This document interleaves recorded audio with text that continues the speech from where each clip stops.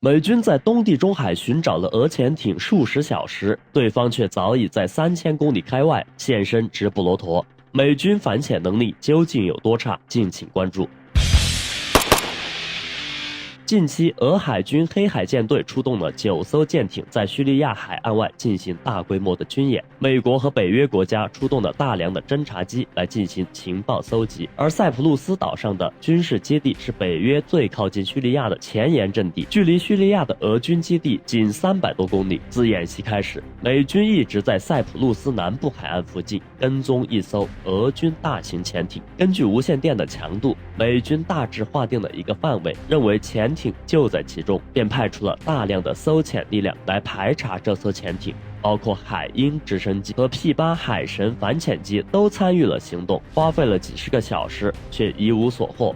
一直到第2天，直布罗陀方面传来消息，一艘俄潜艇浮出水面，高宣国旗，以无害安全通过的方式航行过直布罗陀海峡，进入了大西洋。也就是说，美国在东地中海寻找了数十个小时的潜艇，已经在3000公里开外了。以 P8反潜机号称的全球第一的航空搜潜能力，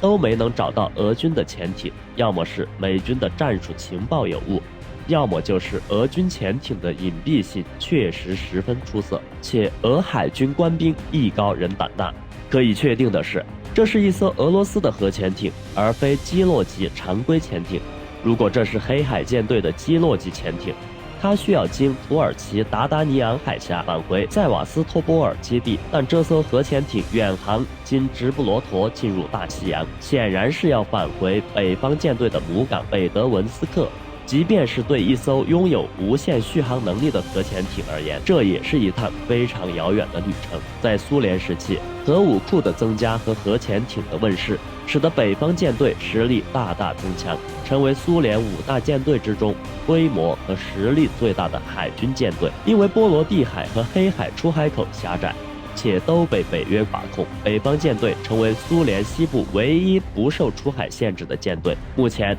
俄军2/3的核潜艇都在北方舰队旗下，这也是世人为何总会看到俄军核潜艇与冰雪相伴的原因。而北方舰队的主要基地是摩尔曼斯克，这也是俄罗斯在北极圈唯一的不动良港。除此之外，北德文斯克是俄罗斯最重要的核潜艇制造厂，俄军各类新老潜艇都是在这里下水和维修。常年在北极行动的俄军核潜艇居然到了地中海，而美军的跟踪行动还各种泡汤，无疑令美国海军脸上无光。叙利亚的胜利使得俄军势力开始在地中海站稳脚跟，美军已无力将其逐出。而即便时过境迁，俄罗斯的核潜艇依然在用自己的实力向世人展示着那个宏伟的年代和那个红色的帝国强大的实力。